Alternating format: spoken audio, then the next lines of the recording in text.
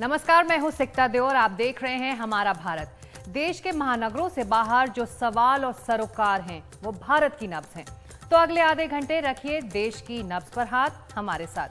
आज की cover story, Rajasthan Bundi के गांव को क्यों कहा जाता है विधवाओं का गांव और क्या है छत्तीसगढ़िया ओलंपिक्स।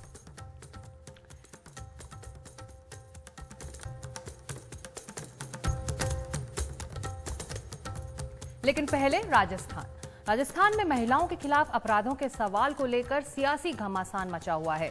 मुख्यमंत्री अशोक गहलोत ने विधानसभा में महिला अपराधों पर सवाल उठाने पर राज्य सरकार में मंत्री राजेंद्र गुड़ा को मंत्री पद से बर्खास्त कर दिया है। राजेंद्र गुड़ा ने शुक्रवार को विधानसभा की कार्रवाई के दौरान अपने ही सरकार पर सवाल उठाए थे।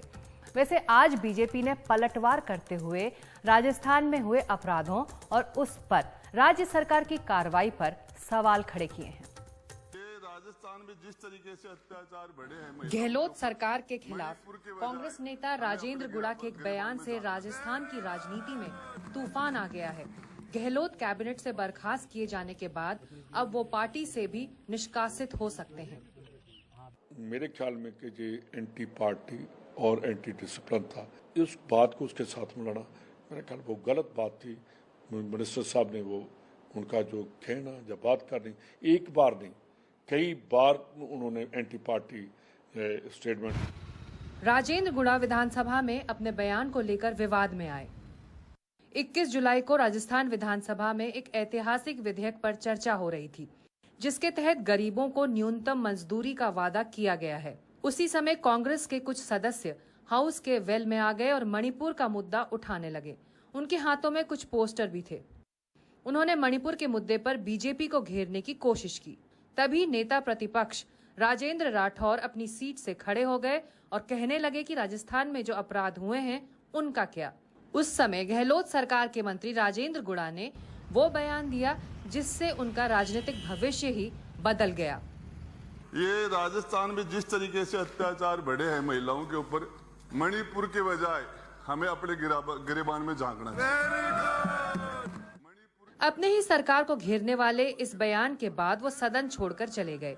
मीडिया से बात करने से इनकार कर दिया और सीधे उदयपुर वाटी पहुंच गए, जो उनका चुनाव क्षेत्र है। इसके कुछ ही घंटों के अंदर राजभवन से सूचना आ गई कि मुख्यमंत्री के कहने पर गुड़ा को मंत्रिमंडल से हटा दिया गया है। इसके बावजूद राजेंद्र गुड़ा अब भी मुख्यमंत्री पर सीधा वार कर रहे हैं। हम उनके पास से किसी काबिल आदमी को देते, वो आदमी साइड में काम करता, हो सकता है ये इस तरह का नहीं। परसों विधानसभा में बताऊंगा क्या होगा। पूछूंगा राजस्थान के मुख्यमंत्री से, पट्टी बांध के पाँव के बैठे, एक छोटी पाँव की पट्टी बांध के बैठे मुख्यमंत्री जी। सवाल ये है कि ऐसी कौन सी घटनाएं हैं जिनसे राजस्थान में ये बवाल खड़ा हुआ है। दरअसल पिछले ही हफ्ते राजस्थान में 3 जघन्य अपराध हुए जिनसे पूरा प्रदेश हिल गया। 14 जुलाई को करौली में एक 19 साल की युवती की हत्या हुई। उसकी पहचान छिपाने के लिए उस पर एसिड डाल दिया गया। 16 जुलाई को एक नाबालिग लड़की के साथ सामूहिक बलात्कार हुआ, वो भी जयपुर की जय नारायण व्यास यूनिवर्सिटी के कैंपस के अंदर। और फिर 19 जुलाई को घर पर सो रहे एक ही परिवार के 4 लोगों की हत्या करने के बाद उनको जलाने की कोशिश हुई। मृतकों में 6 महीने की एक बच्ची भी थी। 33,000 महिलाओं के साथ दुष्कर्म की घटनाएं राजस्थान में। 22% देश की महिला दुष्कर्म की घटनाएं राजस्थान में।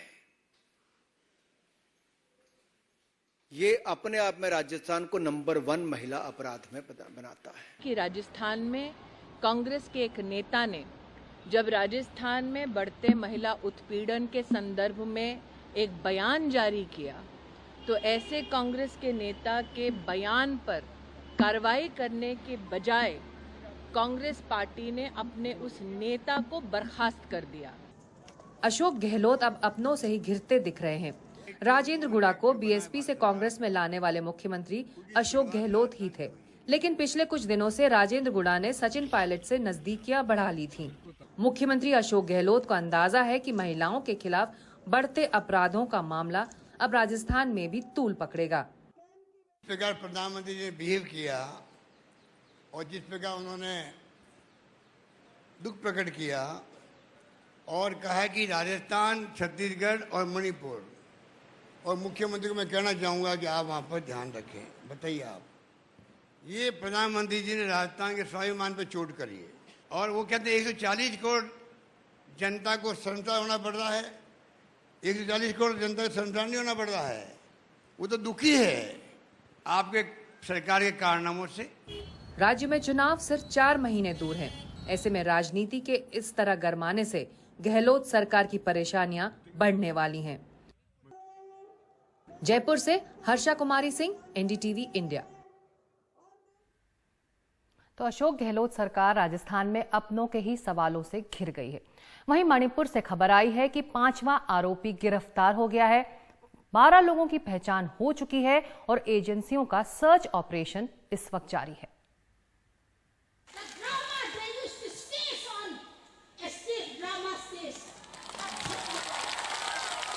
मणिपुर में विरोध प्रदर्शन लगातार जारी हैं। मांग सिर्फ एक है, पीड़ित महिलाओं को इंसाफ मिले और सभी आरोपियों की जल्द से जल्द गिरफ्तारी हो। मणिपुर के सभी समुदायों ने इस जघन्य घटना की निंदा की है। मणिपुर के मुख्यमंत्री एन बीरेन सिंह भी घटना के विरोध में हुए प्रदर्शन में शामिल हुए। उन्होंने दावा किया कि दोषियों को कड़ी से कड़ी सजा दिलाएंगे। जो इन्वॉल्व है उसको सब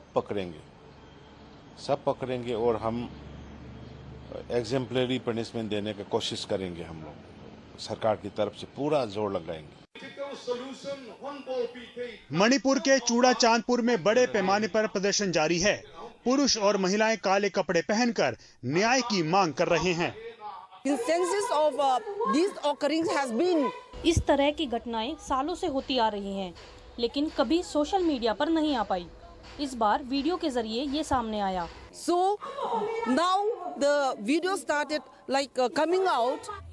मणिपुर में 3 मई को हिंसा की शुरुआत हुई थी और अब तक 100 से ज्यादा लोगों की मौत हो चुकी है। महिलाओं के साथ दरिंदगी के मामले में 5वें आरोपी को भी गिरफ्तार कर लिया गया है, जबकि वीडियो के आधार पर 12 से ज्यादा आरोपियों की पहचान की जा चुकी है। उनकी गिरफ्तारी के लिए बड़ा सर्च ऑपरेशन चल रहा है। हालात पर केंद्र सरकार की भी पैनी नजर है। रत्नदीप चौधरी की रिपोर्ट, एनडीटीवी इंडिया। और अब खबर राजस्थान की, जहां के बूंदी जिले का एक ऐसा गांव है जो कहलाता है विधवाओं का गांव। वजह है उस इलाके के खदान। वहां धूल के कण हवा में इतने घुल चुके हैं कि लोगों के फेफड़ों पर अब असर दिख रहा है। बूंदी के बुधपुरा गांव से हमारी ये ग्राउंड रिपोर्ट। बुधपुरा गांव की 30 साल की निर्मा पत्थरों के भरोसे अपनी जिंदगी चला रही हैं। 4 बच्चे हैं जिनका पेट भरने के लिए वो बलुआ पत्थरों को तराशने का काम करती हैं। उन्होंने अपने पहले पति को सिलिकोसिस की बीमारी से खो दिया। पत्थरों की धूल से होने वाली ये सिलिकोसिस बीमारी यहाँ किसको नहीं है। निर्मा का दूसरा पति भी इन्हीं खदानों में पत्थर तराशने का काम करता है। पेट की आग के आगे सब मजबूर हैं। पहले पति के साथ क्या हुआ? वो भटाव काम करो ना, बीमारी। क्या बीमारी हुई उनको? फिर कितने साल दवाई चली उनकी? दवाई का तो कागज पर न बनाया ना, जो प्राइवेट का कोर्स खाया खाली, तो उससे वो बच्चे नहीं। फिर आपकी दूसरी शादी हुई है। निर्मा अकेली नहीं है, उनके गांव की ज्यादातर महिलाओं का यही हाल है। पति की मौत के बाद ये महिलाएं अपने परिवार की अकेले देखभाल कर रही हैं। राजस्थान के बूंदी जिले का बुधपुरा नाम का ये गांव अपनी खदानों के लिए जाना जाता है। काम की तलाश में दूर दराज से लोग यहां आते हैं और कुछ तो यहीं बस जाते हैं। इन खदानों की वजह से यहाँ के वातावरण में ये धूल मिट्टी घुल चुकी है और यही वजह है कि यहाँ काम कर रहे लोग सिलिकोसिस नाम की बीमारी का शिकार हो रहे हैं। हाल ऐसा है कि यहाँ इस बीमारी से ज्यादातर मर्दों की जान गई है और अब महिलाएं ही घर संभाल रही हैं। बीमारी इनका एकदम पहले तो हार्ट अटैक हुआ था, फिर बाद में उन्होंने टीबी की खाए 6 महीने तक, तो कोरस खाया। ये क्या काम करते थे? ये पत्थर का काम करते शुरू से, इसलिए बीमार हो गए। डॉक्टर ने फिर क्या कहा इनको? अभी कोरस खाया ना, फिर अभी तो ठीक है, अभी सांस चलता है। लक्ष्मी का तो पूरा परिवार पत्थर तोड़ने के काम में लगा है। उनके पति को भी सिलिकोसिस बीमारी हो गई थी। इलाज करवाने के बाद उनमें सुधार आया, लेकिन अब वो कोई काम नहीं कर सकते। यहाँ की ग्राम पंचायत भी कह रही है कि इस घातक बीमारी की वजह से लोगों की जान जा रही है और बुधपुरा विधवाओं के गांव के तौर पर जाना जाने लगा है। बीमारी से पीछा छूटने का तो सर ये सरकार और सब मिलकर प्रयास करना पड़ेगा और कुछ और इसका सब्सिट्यूट मिलना चाहिए काम के लिए। उनको अलग रोजगार मिले, नरेगा कुछ अलग काम मिलाए ताकि वो खदानों में थोड़ा कम जाए, नरेगा में कोई रोजगार दे उनको। इलाके में खनन और पत्थर तोड़ने का काम ज्यादा होता है, इसलिए हवा में घुले धूल के कण लोगों के फेफड़ों तक पहुंच रहे हैं और लोग सिलिकोसिस से जूझ रहे हैं। बीमारी का बचाव ही उपचार है, बचाव के अलावा और कोई उपचार नहीं है सिलिकोसिस बीमारी।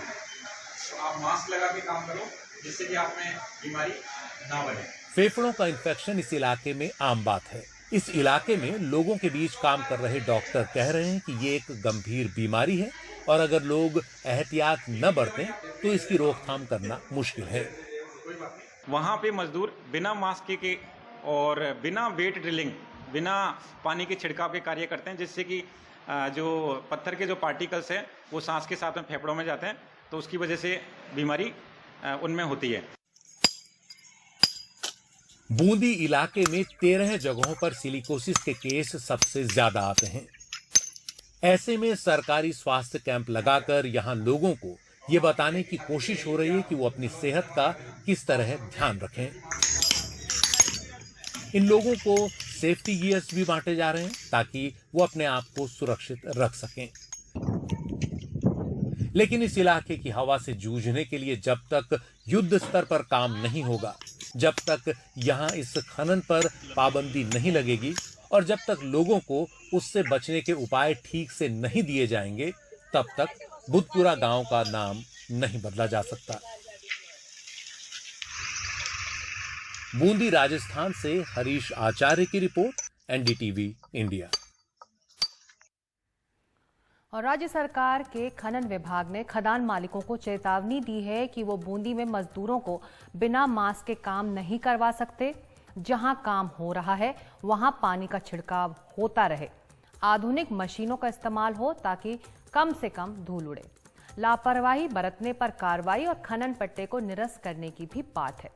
वैसे भारत सरकार की 1952 की माइंस एक्ट भी कहती है कि खदानों और उससे जुड़े काम में लगे लोगों के लिए खदान मालिक, चाहे वो सरकारी हो या निजी, लोगों के स्वास्थ्य, सेहत, सुरक्षा का ध्यान रखने के लिए प्रतिबद्ध हैं। वक्त अब एक छोटे से ब्रेक का है। हमारा भारत में आगे है हमारी मॉनसून रिपोर्ट और क्या है छत्तीसगढ़िया ओलंपिक्स।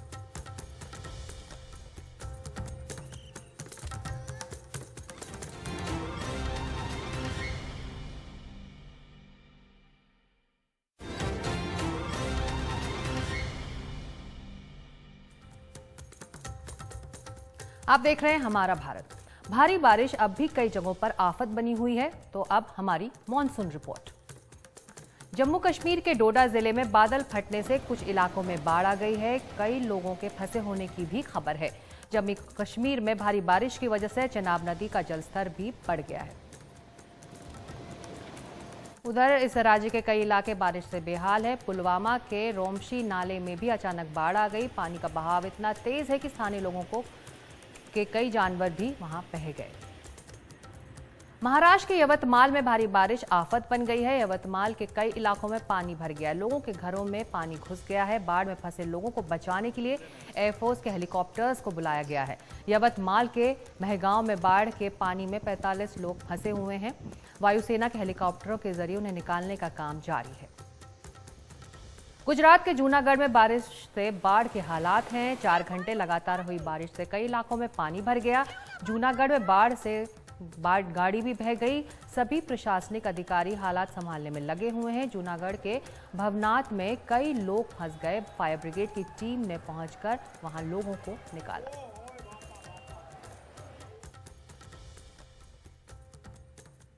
छत्तीसगढ़ की अस्मिता के लिए वहां की राज्य सरकार बड़े काम करने का दावा कर रही है। धार्मिक पर्यटन से लेकर संस्कृति तक को बढ़ावा देने के लिए सरकारी बजट से कई आयोजन हो रहे हैं और उसी कड़ी में छत्तीसगढ़िया ओलंपिक्स भी है। देखिए हमारी ये खास रिपोर्ट।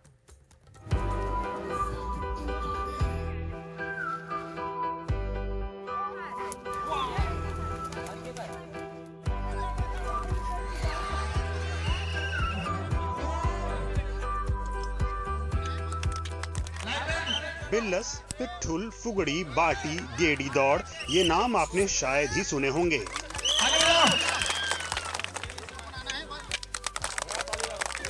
कभी गांव में खेले जाने वाले इन खेलों को नई पीढ़ी भूलने लगी थी, लेकिन इस साल छत्तीसगढ़िया ओलंपिक में ये खेल शामिल हैं। आराम से, बहुत अच्छे। इसको लेकर युवा खिलाड़ी उत्साहित हैं। ये एक प्लेटफॉर्म मिला है हम लोगों को अपने गांव इलाके के जो खेल कूद है उसको पूरी दुनिया में दिखाने के लिए। बहुत अच्छा एक प्लेटफॉर्म है जिससे हम अपना जो बचपन का खेल कूद है उसको हम सबके सामने दिखा सकते हैं। बहुत बच्चे लोग को अभी भी मतलब जो शहर में रहते हैं उनको गेड़ी चढ़ना नहीं आता है। ये भी है कि गेड़ी को उन लोग देखे भी नहीं है कैसे बनाते हैं, गेड़ी में क्या क्या चीज़ लगता है, जैसे कि बहुत सारा रहता है इसमें, मतलब अलग अलग सामान बोलते हैं, जैसे कि पौवा बोलते हैं किसी चीज़ को, तो वो सब के बारे में नहीं जानते हैं। तो इसको जानने के लिए इसको और आगे बढ़ाना चाहिए। सरकार का दावा है कि इन खेलों में 30 लाख लोग खेलेंगे। पहले सीजन में प्रदेश की 10% आबादी ने हिस्सा लिया था। इस ओलंपिक में भाग ले रहे कोमल और उदेश छत्तीसगढ़ के ग्रामीण खेलों में भी स्कोप देखने लगे हैं। पहले सर हम लोग गांव में खेलते थे तो उतना स्कोप नहीं था कि इसको खेल के हम आगे, ऐसा लगता नहीं था कि इसको खेल के हम आगे बढ़ सकते हैं। लेकिन अब जब से छत्तीसगढ़ ओलंपिक शुरू हुआ है तो ऐसा लगता है कि हम गाँव में खेले जाने वाले खेल को भी खेल कर ऊंचे स्थान या अपना नाम प्रख्यात कर सकते हैं। तो बिल्ला से फिर ऐसा लगा कि एक बार फिर से गांव की याद आई, बचपन की, है ना। अभी रायपुर में हो तो यहाँ तो उतना खेलने को नहीं मिलता है, गांव में बच्चों के साथ खेलता था। ये हमारे छत्तीसगढ़ शासन द्वारा किया गया है ना अच्छा काम है, जिससे हमारे छत्तीसगढ़ की पहचान और संस्कृति को भी बढ़ावा मिल रहा है। खेलों के अलावा ये छत्तीसगढ़ की खुशबू भी लौटाने का काम कर रहे हैं।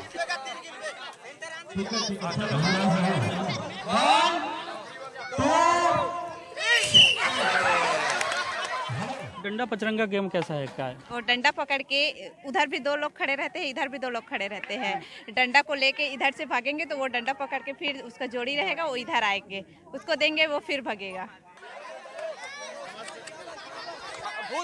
अभी बच्चे सब मोबाइल में बिजी रहते हैं, ऐसे है तो इसको देख के सब बच्चे लोग सीखेंगे कि डंडा पचरंगा क्या होता है, गोला फेंक क्या होता है, ये सब सीखेंगे, तो उससे बच्चे आगे बढ़ेंगे। बीजेपी लेकिन इन खेलों को बिना एजेंडे की राजनीति बता रही है। उसका सवाल है ये कैसे ओलंपिक हैं जो जनवरी में खत्म हुए और फिर 6 महीने बाद शुरू हो गए। कांग्रेस का जवाब है, लोगों का उत्साह देखिए। भूपेश बघेल जी चाहे माननीय मुख्यमंत्री थे, उस दिन ओलंपिक है, उस दिन हरेली है, उस दिन बोरेबासी। 2 जनवरी को ओलंपिक समाप्त हुआ, फिर ओलंपिक शुरू हो गया 6 महीने में। इतना ओलंपिक तो हिंदुस्तान में किसी जगह नहीं होता जितना ओलंपिक छत्तीसगढ़ में हो रहा है। आरोप तो बीजेपी लगाएगी, लेकिन मैं आपको सही बताऊं, पिछले बार छत्तीसगढ़ के 10% लोगों ने इसमें हिस्सा लिया। अगर किसी प्रदेश का 10% जनसंख्या अगर हिस्सा ले रहा है तो उस पर एक पार्टी का कैसे कब्जा हो सकता है? उसमें तो सब लोग रहेंगे। छत्तीसगढ़ ओलंपिक को लेकर सरकार की मंशा भले ही राजनीतिक रही हो, लेकिन छत्तीसगढ़ के जो परंपरागत खेल हैं उन्हें एक राष्ट्रीय स्तर पर पहचान मिलने लगी है और जिन खेलों को लोग भूल रहे थे उनमें बच्चों से लेकर बुजुर्गों तक में उत्साह देखने को मिलने लगा है। रायपुर से जुल्फिकार अली, एनडीटीवी इंडिया के लिए। और छत्तीसगढ़ के इस ओलंपिक में 16 परंपरागत खेलों को शामिल किया गया है। युवाओं को इन खेलों से जोड़कर क्या वाकई भूपेश बघेल सरकार अपने लिए नए वोटर तैयार कर पाएगी, ये देखना होगा। तो आज हमारा भारत में इतना ही। आपको हमारी ग्राउंड रिपोर्ट्स कैसी लग रही हैं हमें जरूर बताएं। तब तक के लिए नमस्कार।